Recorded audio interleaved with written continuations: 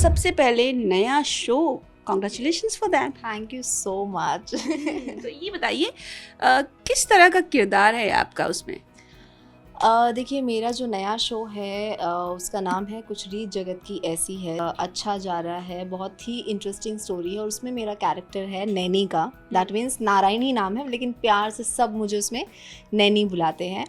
और उसमें मेरा नेगेटिव लीड ही है। जैसे सबको मालूम है कि लीड मतलब नेगेटिव तो मैंने किए हैं, पर ये वाला जो नेगेटिव आपको मिलेगा ये बहुत इंटरेस्टिंग है। ऐसा अगर मैं बोलूँ तो मैंने अभी तक खुद अपने पूरे करियर में इस टाइप का नेगेटिव नहीं किया है, क्योंकि हम लोगों ने वैम्प देखे हैं लेकिन वो स्ट्रॉन्ग वैम्प होते हैं, लेकिन इसमें रोमांस भी है, एंटरटेनमेंट भी है और नेगेटिव भी है। तो नेगेटिव कम रोमांस कब करती हैं उनको नहीं पता होता, उनका फिर सामने वाले को क्लियर होता है, लेकिन मेरे में वैसा नहीं है। लेकिन मेरे लिए सबसे इंटरेस्टिंग है कि मेरा फर्स्ट टाइम ये रोमांस है। मैंने आज तक ऑन स्क्रीन कभी रोमांस नहीं किया है। जो हम लोग का सीरियल वाला होता है जी, वैसा वो भी नहीं किया है। सो रोमांस के बारे में हम लोग 100% बात करने वाले हैं, लेकिन उससे पहले जो मुझे खबर है कि जो आपका कैरेक्टर, जो आपका सिलेक्शन हुआ, ये बहुत इजी नहीं था। आई मीन जो हंट था, आपका सिलेक्शन तो जल्दी हो गया, लेकिन आपके कैरेक्टर वाला जो हंट था वो बहुत इजी नहीं था। तो प्लीज़ मुझे उसके बारे में बताइए एग्जैक्टली क्या था। एक्चुअली शुरू में मुझे भी ये चीज़ नहीं मालूम थी कि नैनी कैरेक्टर को ढूंढने में इतना ज़्यादा टाइम लगा था। बिकॉज जब मैं लॉक हुई थी तब हमारे को एक्टर जो जान है, जो हमारा लीड प्ले कर रहे हैं हीरो, एंड उनका भी वही रिएक्शन था कि कौन फाइनलाइज हुई, और वो मुझे ऐसे करके देख रहे थे। तो मैं जस्ट ऐसे हो गई थी कि जान क्या मुझे डरा दिया तुमने। तो उसको बहुत अच्छा लगा क्योंकि हम पहले से जानते हैं एक दूसरे को। तो मतलब ही वॉज हैप्पी कि तुम हुई हो फाइनलाइज। तो और लोगों से भी जो हम को एक्टर से मिले तो उन्होंने भी मुझे बोला नैनी को देखना है, नैनी को देखना है। तब मुझे मालूम पड़ा कि एक्चुअली बहुत टाइम से नैनी नहीं मिल रही थी। तो जब लॉक हुई तो सबका एक था कि कौन हुई है, देखना है। तब जाके मुझे पता चला था कि कास्टिंग बहुत टाइम से हो रही थी। आई थिंक 2-2.5 महीने से कास्टिंग चल रही थी। एंड क्योंकि सब अपना बेस्ट ही देते हैं, कौन नहीं चाहेगा अपना बेस्ट देना जी। तो और भी आर्टिस्ट ने, सब ने अच्छा दिया, लेकिन ऊपर से कुछ चीज़ें जो उनको शायद क्लिक कर जाएं वो मैं भी नहीं जानती और ऐसी और आर्टिस्ट भी नहीं जानते होंगे। तो ये बात थी। तब मुझे मालूम पड़ा था कि यस, नैनी कैरेक्टर का ये हाल था। ओके। तो आपने पता लगाने की कोशिश की कि आखिर क्या वो क्वालिटीज़ थी जो बाकियों में नहीं मिली और इतने हंट के बाद आप में वो मिली? देखिए, क्वालिटी एज एन एक्टर आपको बहुत सारी चीज़ें, जब हम इतना सोचते हैं तो जो पैसा लगा रहा है, जो प्रोड्यूसर होते हैं, जो चैनल वाले होते हैं, इतनी बड़ी टीम होती है, उनके दिमाग में क्या क्या चीज़ें होंगी वो मैं भी नहीं जानती हूँ। लेकिन आपको वो छोटी छोटी चीज़ें होती हैं वो आपका, क्योंकि मेरा नॉर्मली अकेले का मेरा सोलो मॉक शूट हुआ था। अच्छा। क्रिएटिव के साथ, वो उनको लड़का बना के तो वैसे मॉक शूट किया था 3 बार मैंने वैसे मॉक शूट दिया। फिर हम लोग का जब फाइनलाइज हुई 2-3 लड़कियां और जब लॉक हुई तब पेयर बना के देखा कि हीरो के साथ जिसके साथ मेरे सीन्स होने हैं उनके साथ कैसी ट्यूनिंग बैठ रही है, उनके साथ लुक जा रहा है कि नहीं जा रहा है। बहुत सारी चीज़ें होती हैं, तो वो शायद मुझ में मिली होगी। क्योंकि बेस्ट तो सभी लोग देते हैं, सारे आर्टिस्ट चाहते हैं कि हमारा हो जाए, या क्योंकि कैरेक्टर ही इतना स्ट्रॉन्ग, इतना यूनिक है कि करना पड़ता है। फिर अब वो तो ऊपर वाला जानता है और ऊपर वालों की ब्लेसिंग होती है जब आपका जहाँ लिखा है वहाँ लिखा है। यस। ओके, रोमांस की बात करेंगे। आप फर्स्ट टाइम आप रोमांस कर रही हैं, तो how was your experience as an actress? Oh my god, actually मैंने जैसे ऑल बालाजी के भी मुझे ऑफर्स आते थे, तो मेरा बिकॉज ऑफ दिस मैं हमेशा मना करती थी क्योंकि इसमें थोड़ा ओवर होता था। तो मैं बिल्कुल भी कंफर्टेबल नहीं होती हूँ रोमांस करने में। एक होता है एक healthy romance, that is different thing, जो एक सीरियल में चलता है, दैट इज़ ओके। वो मैं पूछती भी नहीं हूँ कि क्या है, क्योंकि हमें मालूम है कि वो कितना तक जा सकते हैं, उतना ही दिखाते हैं। तो जब मुझे ये पता चला कि तब जनरली थोड़ा तो शिवर होते ही है, थोड़ी चीज़ें होती हैं। डायरेक्टर इतने अच्छे हैं हमारे, संजय सर हैं, तो उन्होंने ये सीन करवाया था एंड उन्होंने बहुत कंफर्टेबली, उनको मालूम है कि अभी अभी आई, और मुझे आई थिंक 2 डेज़ ही हुए थे और रोमांस सीन था। तो फिर अब को एक्टर से भी मिलना, बातचीत तो दूर की बात है, नॉर्मली हाय हेलो थी, उसके आगे कुछ बात भी नहीं थी, तो थोड़ा सा ऑकवर्ड भी हो जाता है। बट क्योंकि मैंने वही बोला कि वैम्प तो कर लेते हैं, लेकिन रोमांस जब बीच में आ गया तो थोड़ा सा होता है, लेकिन इतना ज़्यादा नहीं था कि इतनी ज़्यादा हेजिटेशन हो जाए। तो कर लिया, ठीक है, मतलब अच्छे वे में हेल्दी वे में जो मुझे पता है कि सीरियल में होता है। तो यस, इतना तो कर सकते हैं। जब ओल्ड बालाजी के तो मैं बिल्कुल नहीं बट ये वाला हेल्दी वे में जो चलते हैं हमारे ऑन स्क्रीन रोमांस। यस। सो ये रिस्ट्रिक्शंस कब से हैं? जब से आपने करियर शुरू किया तब से कि को आपने कुछ डिसाइड किया होगा, लाइन ड्रॉ की होगी कि मुझे क्या करना है क्या नहीं करना है? ये मेरा शुरू से है। मतलब मैं जब इंडस्ट्री में भी आई थी, ऐसा नहीं है कि किसी का प्रेशर है कि नहीं करना है, नहीं, मेरा खुद का है कि मुझे नहीं करना है। मुझे एक लाइन ड्रॉ तो मैंने कर रखी है कि मुझे इससे आगे नहीं जाना है, और वो मैं अभी तक कर रही हूँ। मुझे मैंने उसको ब्रेक नहीं किया है कि अब होता है ना कि काम नहीं मिलता है का, तो आगे चल के हम डिसाइड करते हैं कि नहीं अब जो आ रहा है फिर वो कर ही लेते हैं। तो मेरे सीन में ऐसा नहीं है। मेरे में यही है कि सीरियल में तो मैं कभी इस चीज़ के खिलाफ थी नहीं शुरू से, वो तो मुझे मिला नहीं, वरना मैं तो मतलब नॉर्मली रोमांस एक हेल्दी वे तो वो कर सकते हैं। बट वही जो ओल्ड बालाजी की चीज़ें वो तो फिर अलग अलग टाइप का है, वो रोमांस नहीं है, वो थोड़ा सा डिफरेंट ही चला जाता है। सो उसके तो खिलाफ मैं शुरू से और अभी भी हूँ। खिलाफ नहीं, मतलब जो करते हैं मैं उनको नहीं बोल रही, लेकिन वो उनका कंफर्ट लेवल है, वो मेरा नहीं है। मतलब मैं बिल्कुल भी कंफर्टेबल नहीं रहती हूँ। कहते हैं ना कि आपको वो करना चाहिए जिसमें आप कंफर्टेबल हो, आप वो पहनो जिसमें आप कंफर्टेबल हो, दूसरे के ऊपर नहीं। यस। तो अगर मैं गलत नहीं हूँ तो यू मीन कि जो OTT पे बोल्ड सीन्स होते हैं you are not comfortable with that? Yes, नहीं, बिल्कुल भी नहीं। मैं तो शुरू से अभी तक मेरा यही है कि मुझे बहुत अच्छे अच्छे ऑफर्स आए हैं। मुझे एकता मैम की तरफ से भी आया, बट मैंने कभी, जब एकता मैम की तरफ से भी आया था, उनकी टीम से जब मेरी बात हुई थी तब ऑफिस भी बुलाया था, बट होता है कि आप उनकी रिस्पेक्ट के तौर पे आप फेस पे मना नहीं कर सकते हो, बट मैंने उनको फ़ोन पे मना किया था फिर, क्योंकि मैं नहीं कर सकती थी। उस टाइम मैं डायन शो कर रही थी NTV का, उन्हीं का बालाजी का ही था, टीना दत्ता के ऑपोजिट मेरा नेगेटिव लीड था उसमें भी। तो तब मुझे वो ऑफ़र हुआ था, तो मैंने नहीं लिया। लोग तो मुझे बोलते हैं कि यार कर लेना चाहिए था, थोड़ा बहुत तो करना चाहिए जब एकता मैम है तो, लेकिन ठीक है, अब अंदर से नहीं मानता तो फिर नहीं कर सकते हैं, क्योंकि ऑन स्क्रीन फिर चीज़ें नहीं निकल के आती हैं जब तक आप अंदर से आप 100% श्योर नहीं है ना, तो वो नहीं आएगा आपका खिलकर। बाकी भी आपने बहुत सारे शोज़ किए हैं, नथ किया है, बिंदिया सरकार किया है, माइतो किया है। How is your career? देखिए, अभी तक का जितने भी मैंने नेगेटिव भी किया है, मैंने पॉजिटिव भी किया है। लोग पॉजिटिव में कम जानते हैं, लेकिन मैंने पॉजिटिव विघ्नहर्ता गणेशा किया था जब मैं इसका उमरगांव में शूट होता था, एंड वो था ये क्या बोलते हैं, कृष्ण जी के अवतार थे, मोहिनी अवतार था, तो वो मैंने किया था लॉर्ड विष्णु का। तो बहुत अमेजिंग एक्सपीरियंस होते हैं। आपको एक एक कैरेक्टर जो आप धीरे धीरे करते जाते हो। मैंने जब डायन का वेतालिनी कैरेक्टर भी किया था, तो आप मेरे जितने भी करियर में देखेंगे, जो अब मैं नैनी प्ले कर रही हूँ, जो मेरा एक रीसेंट शो अभी ऑन एयर भी नहीं हुआ है, मतलब मेरा उसमें नहीं दिखी हूँ अभी तक मैं, ये 2 दिन बाद दिखूँगी मैं। तो वो वैसा कैरेक्टर आपको अभी तक नहीं मिलेगा, क्योंकि उसमें मैं जैसी हूँ और जो मैं दिखती हूँ उसी अप मार्केट लड़की है वो। अच्छा। वैसा ही लुक है, कोई मेरा चेंज नहीं होगा। क्योंकि आप जैसे वेतालिनी देखेंगे तो उसमें क्या था कि डेविल्स ऑफ गॉड वो वाला एक था, त्रिशूल बना के मुझे डल किया था। विघ्नहर्ता में पूरा माइथो लुक था मोहिनी कैरेक्टर का। बिंदिया सरकार में वो एक त्रिशूल बना के मोटी सी लाइन, बहुत ओवर मेकअप, तो वो था। तपो नाम था उसमें मेरा। फिर अभी जो मेरा रिसेंटली शो ख़त्म हुआ नथ वाला कलावती का, आपने देखा होगा उसमें कितना हैवी मेकअप, इतना गजरे, इतनी बनारसी साड़ियाँ, मतलब ऐसा होता था कि मैं खुद को नहीं पहचान सकती। मतलब मैं अगर मेकअप उतारती हूँ तो मैं खुद नहीं जानती कि मैं हूँ। और तो मैं जब मैं ही नहीं जानती हूँ तो मेरे को एक्टर खुद मुझे इतने सालों से जानते हैं, वो कहते हैं अनुपमा तुम्हें अगर मैं जनरली देखूँ तो मैं नहीं पहचान पाऊँगा। हमारे शो में जो थे वो कह रहे थे अनुपमा मुझे 1 मिनट आपको विदाउट मेकअप देखना है ताकि मैं पहचानूँ, कहीं बाहर मिलो तो।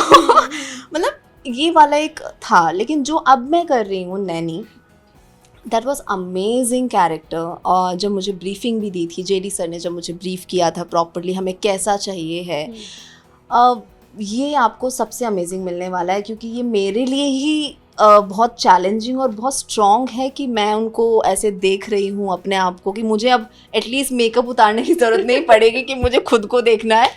तो यहाँ पे मैं बहुत खुश हुई कि जैसी मैं हूँ, आप मार्केट लड़की, सारी चीज़ें, तो किसी को साइड में जाने की ज़रूरत नहीं कि अनुपमा कैसी दिखती है, अनुपमा वैसी दिखती है जो अब दिखेगी। यस, एंड आई थिंक आप बहुत लकी हैं कि आपके घर से एकदम पास में सेट है।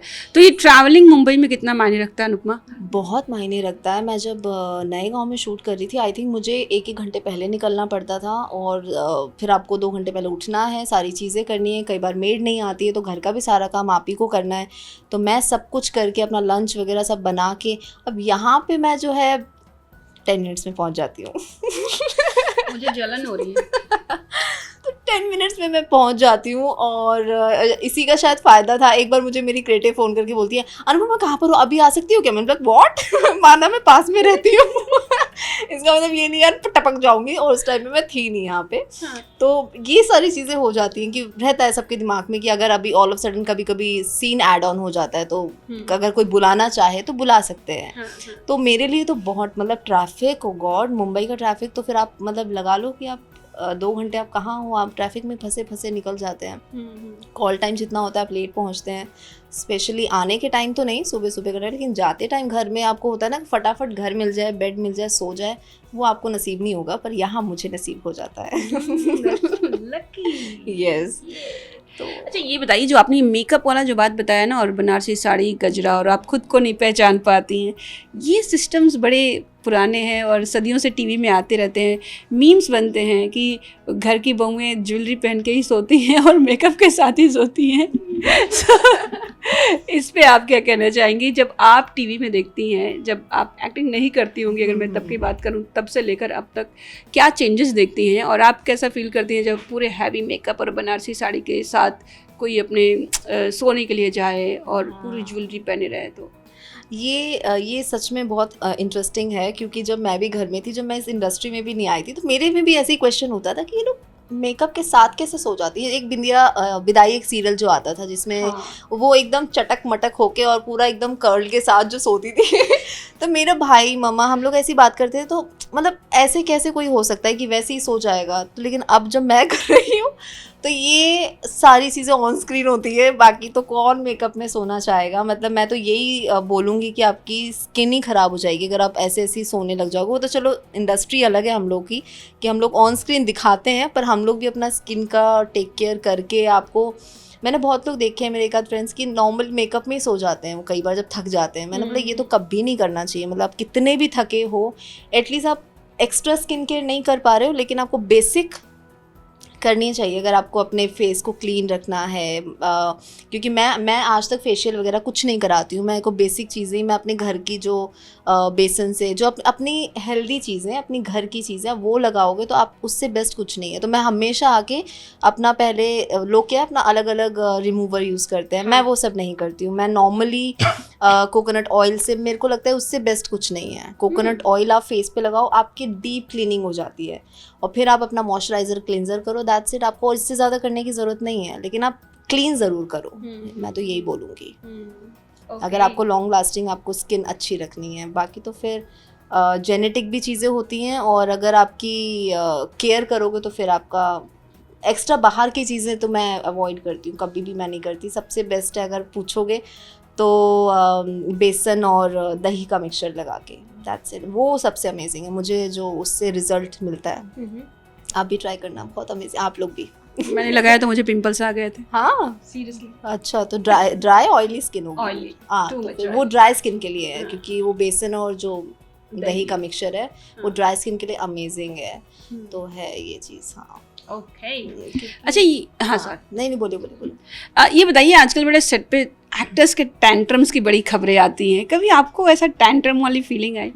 या मैं टू बी ऑनेस्ट, जितने भी मुझे जानते होंगे, मैं कभी टैंट्रम वाली चीज़ें तो है ही नहीं है। ऐसा नहीं है कि लोग होते हैं तो भी बोलते हैं कि नहीं है हम में, लेकिन अब कहीं पर भी पूछेंगे जिनके साथ भी मैंने काम किया है अभी तक, जितने भी मैंने प्रोडक्शंस में किया है, ऐसे ही बातचीत आपके सेट पे भी होती है। तो टेंट्रम मुझ में नहीं है, और अगर होने भी नहीं चाहिए। मतलब अगर आपको काम करना है लॉन्ग लास्टिंग, तो आपको धरती से जुड़ के ही काम करना है। आपको बहुत ही रिस्पेक्ट दोगे तो रिस्पेक्ट मिलेगी, वैसी वाली सिचुएशन होती है। तो सो अनुपमा, एक चीज़ बताइए, ये जो एक्टर्स के ना टेंट्रम्स की बड़ी खबरें आती हैं, अगर मैं लेटेस्ट आपको बताऊं तो अभी ये रिश्ता से हाल ही में 2 लोगों को टर्मिनेट किया गया, और रीज़न बताया गया कि बहुत टैंट्रम्स थ्रो करते थे।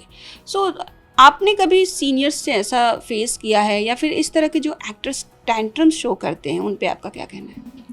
देखिए टैंट्रम देखिए आपके नेचर में होता है। पहली बात तो आप इनबिल्ड रहती हैं वो चीज़ें जो अगर कोई करता है। मैंने भी जितने शोज़ किए हैं मुझे भी एक आध लोग तो मिल ही जाते हैं, जो नाम तो मैं नहीं लूँगी लेकिन मिल जाते हैं ऐसे लोग, और वो उनका स्टार्टिंग से रहता है। मैंने भी जब कोई चीज़ें हम सुनते हैं, किसी का नाम अगर हम लेंगे तो वो अगर उनके बारे में आप जानना चाहोगे तो वो पहले भी शोज़ में ऐसे रहे हैं, तो वो आपका डीपली इनबिल्ड चीज़ें हैं कि आप उसको बताओगे। अगर जो नहीं है ना, तो आप लोग चाहे कितने भी ऊपर पहुंच जाओ, आप चाहे लीड कर लो, लेकिन आप में वो चीज़ नहीं आएगी। और अगर वो आई है तो उनका जैसा आप बता रही हैं उनको टर्मिनेट किया है तो ये उनका लॉस ही हुआ। तो ये चीज़ें जो होती हैं वो लॉस में ही जाएंगी, आपका कोई प्रॉफिट नहीं कराएंगी। तो अगर आप इतनी मेहनत से ऑडिशन से, आप इतने मेहनत से ऊपर पहुंचते हैं, आप लीड कर रहे हैं जैसे वो तीनों जो कर रहे हैं, अगर ये सब चीज़ें छोटी छोटी बहुत ही बेसलेस चीज़ें होती हैं जो आप एक्टर कभी कभी क्या है दिमाग पे जो बोलते हैं ना चीज़ें नहीं चढ़नी चाहिए, दिमाग पे जब चीज़ें चढ़ जाती हैं वो फिर ऐसा कुछ क्रिएट करती हैं कि आप अच्छा खासा शो, पॉपुलर शो से आप नहीं हटते, आपको हटा दिया जाता है। तो इससे फिर नीचे और क्या चीज़ होगी, फिर वही चीज़ इंडस्ट्री में सर्कुलेट होती है। फिर आपको दूसरा प्रोडक्शन भी बहुत सोच के काम देगा कि अगर ऐसा कुछ होता है तो फिर वो उनका खुद जिम्मेवारी होगी कि भाई, तो कोई लेना पसंद नहीं करेगा। मतलब मेरा कहना ये है, तो करना ही नहीं चाहिए। आप अपना काम करने आए हो, अपना काम कीजिए, और जितना झुक के रहोगे, ज़मीन से रहोगे, तो आप उतना ऊपर जाओगे। अब जितना ऊपर चढ़ गए तो फिर फट से नीचे भी आ जाते हो। तो इंडस्ट्री तो यही है। तो जी, ये बताइए, जो आपका शो है इसका जो कॉन्सेप्ट बहुत इंटरेस्टिंग है, और एक समाज के जो एक कुरीति, हम दहेज की बात करते हैं, जो आज भी जड़ पकड़ा हुआ है, उसके ऊपर है। So please tell me about that. देखिए हमारा शो दहेज प्रथा पे है। जो नाम ही है, कुछ रीत जगत की ऐसी है, रीत ही है। आजकल तो नाम उनको रीत दे दिया है, पर दहेज ही बोला जाता है उसको। तो बेसिकली स्टार्टिंग ये अभी से नहीं चल रहा है, ये तो शायद आप जब बचपन से, आपकी मम्मा, आपकी दादी, मतलब कितने जन्मों से चलता आ रहा है। दहेज प्रथा लेने वाले भी खुलेआम ले रहे हैं, देने वाले भी खुलेआम दे रहे हैं, जबकि इसमें तो सरकार ने भी ऑब्जेक्शन उठाया है कि नहीं, लेना ही अपराध है, एक तरह से क्राइम है वो। लेकिन चल रहा है खुलेआम। पता नहीं वो दिन कब आएंगे जो ये चीज़ें ख़त्म होंगी। तो हमारे शो का उद्देश्य है कि अगर हमारे शो से किसी एक घर में भी एक लोग भी अगर चीज़ें जागरूक होते हैं उस चीज़ को लेके, तो हम लोग के शो के लिए बहुत बड़ी बात हो जाएगी। क्योंकि जेडी सर ने ऐसा टॉपिक चुना है, क्योंकि जैसे बालिका वधू हो गए, अगले जन्म मुझे बिटिया की, जो ये सारी चीज़ें बहुत सेंसिटिव टॉपिक्स हैं। तो ये जो हमारा शो है ये भी वैसा ही है कि ये बिटिया को लेके जो पढ़ाई जाती हैं चीज़ें, जो बालिका वधू में बचपन से, जो आजकल तो फिर भी चलो कम हो गया, लेकिन गाँव में फिर भी शादियां जल्दी कर दी जाती हैं लड़कियों की। और दहेज वाली चीज़ तो ये तो हर दूसरे, क्या हर घर में है। आपके आस पड़ोस में देख लोगे तो ये तो भरे पड़े हैं, उसका तो कुछ नहीं कर सकते हैं। बट एक ऐसा शो, मतलब शोज़ तो चलते रहते हैं, आपका नेगेटिव भी है, आप किसी डायन में भी आपने किया, सब कुछ किया, लेकिन जब आप एक ऐसे शो से जुड़ती हैं जो किसी समाज को, हर लोगों को मैसेज देता है, तो एज एन एक्टर कितनी बड़ी रिस्पॉन्सिबिलिटी आप फील करती हैं? देखिए आज के टाइम में ना ऐसे शोज़ बनने बंद हो गए हैं। आप हर दूसरे घर में देखेंगे ना तो सास बहू के झगड़े, सास बहू के घर में जो चीज़ें होती हैं। लेकिन बेसिकली हमारी जो दहेज प्रथा है ये हमें रोक लगानी है, ये सबसे इम्पॉर्टेंट है। क्योंकि हम लोग देखिए, मतलब ये बहुत अजीब सा टॉपिक हो जाता है। मतलब हम कितने अच्छे शो के बारे में बात कर रहे हैं, लेकिन ये जो एक हम अगर अपने बचपन में भी देखेंगे तो हमारे माँ बाप भी जो होते हैं, हर किसी के माँ बाप, पहले बेटी पैदा नहीं होती है कि उसके लिए दहेज इकट्ठा करना। ये मतलब आजकल ऐसे जनरली आपको मूवीज़ में भी मिलेंगे कि अब लड़की के लिए भाई पैसे जुटाने हैं, क्यों जुटाने हैं भाई, शादी करनी है ना। तो वो खड़ी नहीं हो पाई, इससे बेटर है कि आप उसके एजुकेशन में पैसा लगाओ। इतना आप जोड़ रहे हो, सिर्फ मतलब आप पूरी लाइफ टाइम पैसा जोड़ते हो और वो एक दिन में सारा पैसा ख़त्म, और उसकी भी गारंटी कुछ है नहीं है आगे चल के भी क्या है। इससे बेटर है कि आप अपनी लड़की को पढ़ाओगे तो वो खुद अपनी शादी एक लेविश तरीके से कर सकती है और पार्टनर भी बहुत अच्छा मिल जाएगा। बिल्कुल। लेकिन वही आप सेम दहेज दे के, अब तो बोलते हैं कि बड़े बुजुर्ग भी बोलते हैं कि अब तो वो तो रीत है। अब हमारे शो में भी ये लाइन हुई है ऐसी जी। कि वो बोलते हैं कि हम दहेज नहीं, वो बाप, उनका जो बाप होते हैं, पापा होते हैं, वो बोलते हैं कि आप बताइएगा मत कि भाई दहेज दिया है मैंने। तो बोले नहीं, ये तो रीत है, दहेज थोड़ी ना है।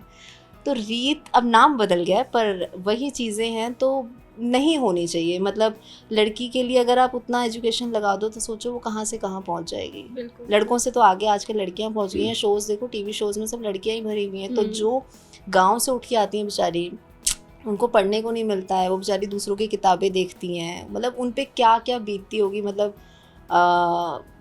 और इंडिया में तो खासकर बहुत ज़्यादा है, बाहर तो फिर भी कम है, लेकिन इंडिया में इस चक्कर में देखो ना, ये जो जापान वगैरह, ये हम लोगों से कितने आगे पहुंच चुके हैं। हम लोग के साथ में ही थे एक टाइम पर, लेकिन हम इन चीज़ों में लगे रह गए हैं ना, तो हम लोग बस यहीं रह जाएंगे। पता नहीं कब हम कौन सा जन्म आएगा जो ये चीज़ें होंगी। तो जितने भी अगर हमारे शो से अगर किसी को भी फ़ायदा मिलता है तो मैं तो यही बोलूँगी कि प्लीज़ अपने बेटियों पे शादी में पैसा, जो पूरी जमा पूंजी होती है वो सब मत लगा दें, अपने लिए भी रखें और बेटी को भी पढ़ाएं।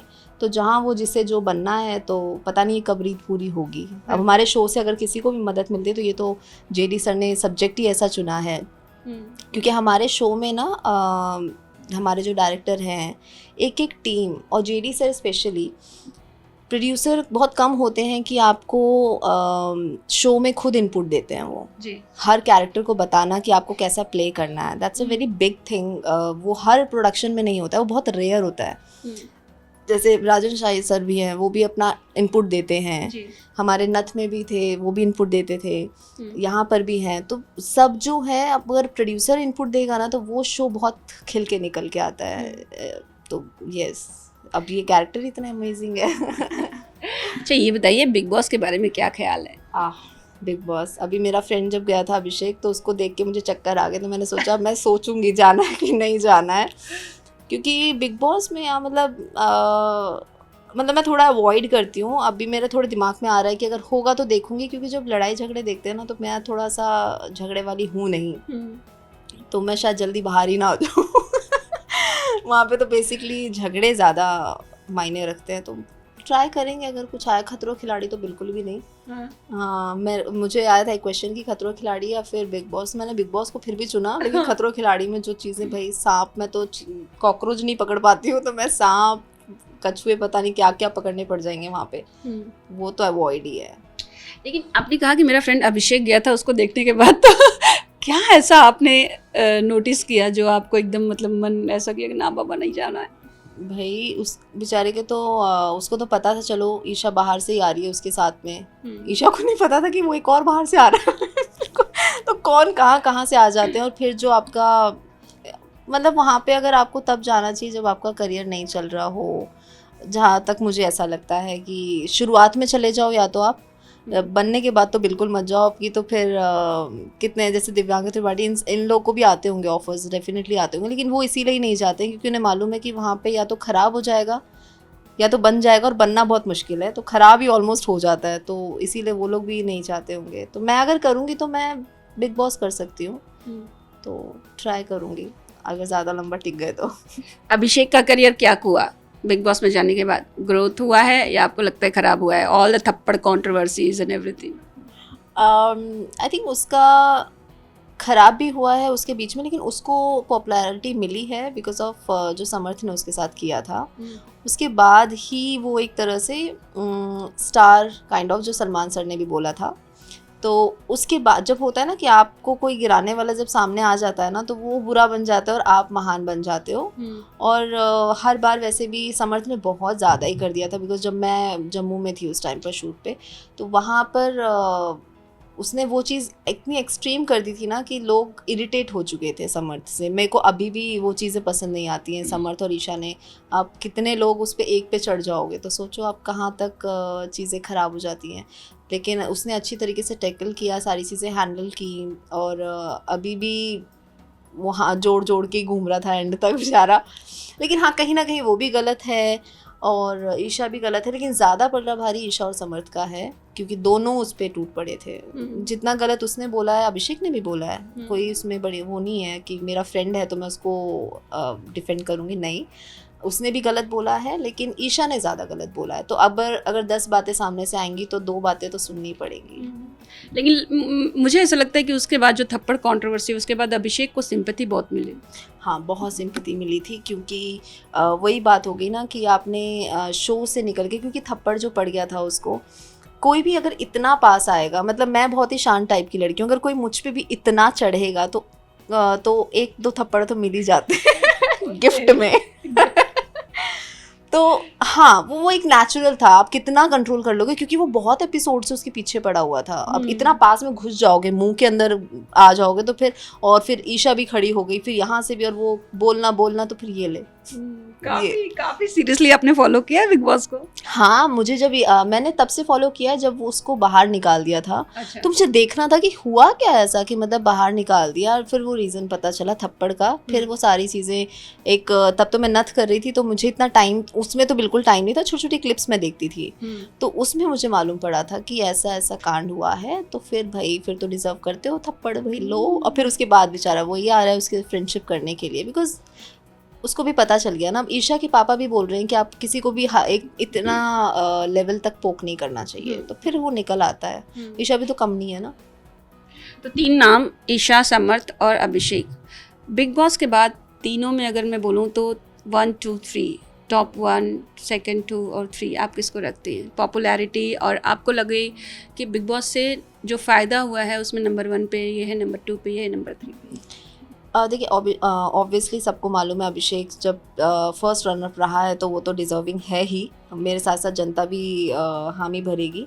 तो पहले तो नंबर 1 पे वही है अभिषेक, एंड फिर ईशा है, ईशा को रख लेते हैं, एंड फिर एंड में समर्थ को भी, चलो अब नाम है नहीं तो फिर उसको भी रख लेते हैं क्योंकि समर्थ जो भी है थोड़ा बहुत ईशा के ही उस पे था, और ईशा जो है वो उसकी वजह से थी। तो फिर क्योंकि YouTube पे, TikTok पे, हर चीज़ में उसी ने उसको इन्वॉल्व किया, अदरवाइज ईशा भी नहीं थी। तो ये तो सबको मालूम है। तो हाँ मतलब यही है। अब मतलब TikTok जब बंद हुआ तो सारी चीज़ें चली गई थी, बेचारे अभिषेक को भी शौक लग गया था। TikTok चला गया, लोग TikTok वाले, मैं तो सोची TikTok में क्या था, पता चला लोग तो उससे स्टार बन गए। और हाँ, उस टाइम पे मैं डाइन कर रही थी, वरना मैं भी आ ही जाती, मेरा क्रेज था नहीं। जब इनवाइट आता था ना तो गेस्ट लिस्ट में पहले एक्टर्स का नाम आते थे ना कि ये एक्टर, उसके बाद कुछ बीच में ऐसा ट्रेंड चल गया था जहाँ पे लिखते थे गेस्ट टिकटॉकर्स। यस, हाँ, टिकटॉकर्स। और उससे काफी लोगों को फेम मिला है, और ये चीज मुझे बाद में पता चली, वरना मैं भी कूद जाती उसी में। अच्छा, ये बताइए लास्टली, आपका नाम अनुपमा है, एक सुपरहिट शो अनुपमा भी है, कभी किसी ने ऐसे अनुपमा ऐसा बोला? ये एक्चुअली अभी हमारे रिसेंट जो मैं नथ कर रही हूँ तो हम लोग जनरली मजाक कर रहे थे। तो जब जैसे मैंने बताया कि नैनी सब देखना चाहते थे, तो तब हमारी जो मीरा है वो आई थी।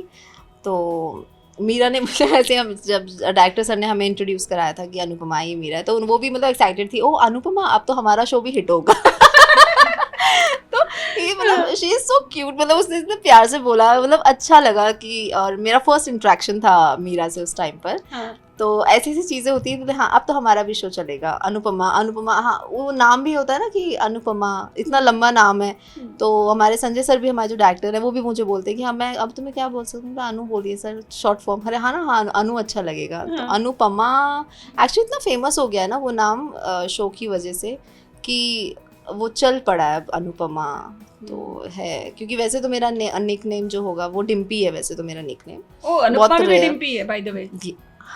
अच्छा, अरे हाँ, अनुपमा में भी डिम्पी है, अब यहाँ पर नैनी है। हाँ, उसमें भी डिम्पी। अनुपमा की बहू, छोटी बहू इज डिम्पी। यस, और दोनों नाम में अनुपमा है, तो अब अनुपमा में ना टपक जाऊंगा। नेक्स्ट शो पता चले अनुपमा से आ रहा हो।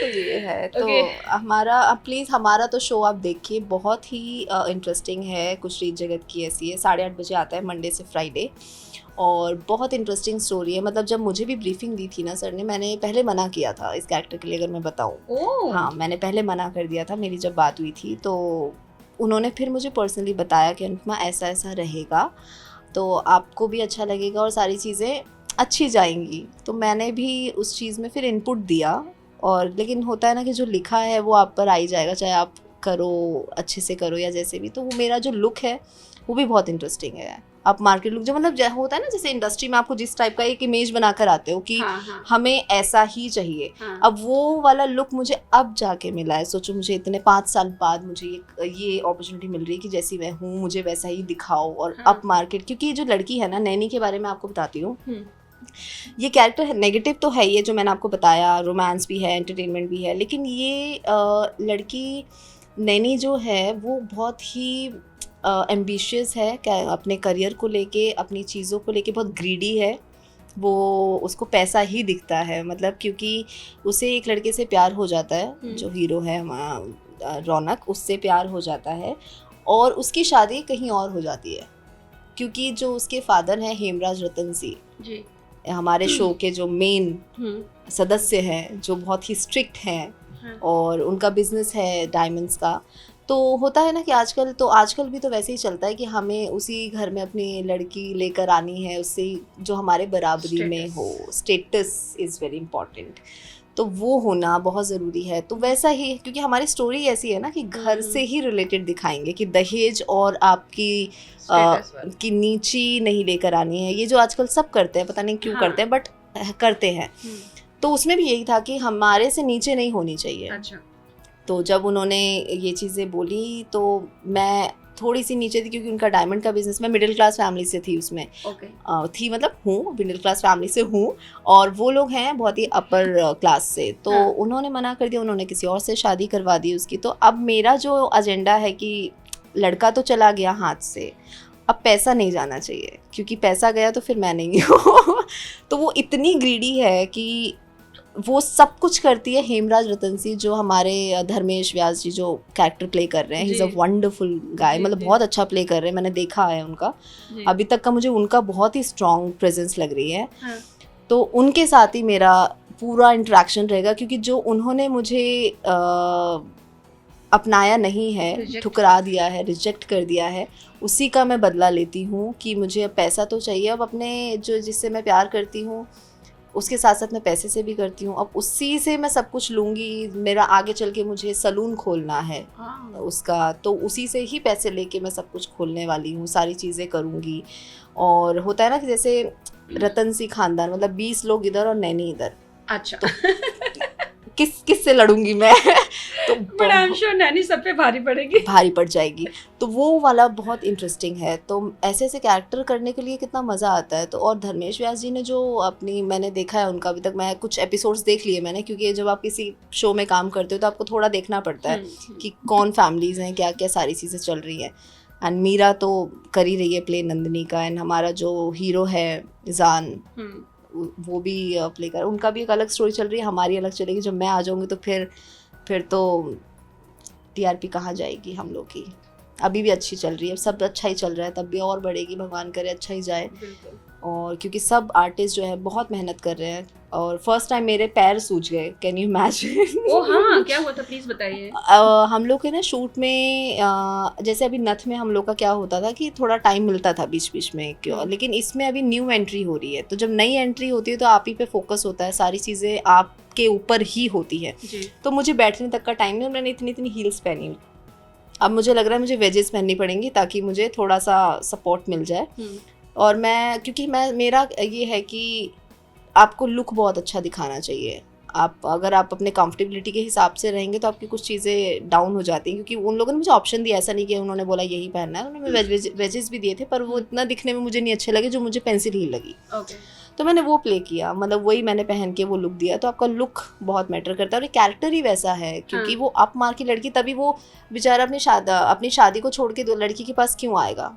मैं खुद उससे पूछती हूँ कि तुम इतनी खूबसूरत हो, उसके बाद भी तो मतलब कुछ तो मुझ में खास है ना, मतलब वैसा वाली चीज़ है। और वो बिल्कुल सिंपल सी, और मुझे एकदम स्टाइलिस्ट और एकदम अप मार्केट लुक, एकदम जो आजकल मूवीज़ में देखी जाती है उस टाइप का, बहुत ही अमेजिंग है। तो देखो मज़ा आएगा। और वैसे भी दहेज प्रथा है तो कुछ ना कुछ उसमें हम लोग हर एपिसोड में एक मैसेज छोड़ते हैं, ताकि थोड़े लोग भी अगर हमारे शो के ज़रिए सीखें कि दहेज लेना कितना बड़ा पाप है, कितनी, क्योंकि जब बाप अपनी बेटी को देता है तो एक तो खुशी से देता है और एक बहुत मजबूरी से भी देता है, तो हाँ। वो चीज़ बहुत ही खलती है। मेरे को तो बिल्कुल भी नहीं पसंद है। होता है कि चीज़ें ख़राब हो जाती हैं, तो वो चीज़ें तो कभी नहीं करनी चाहिए।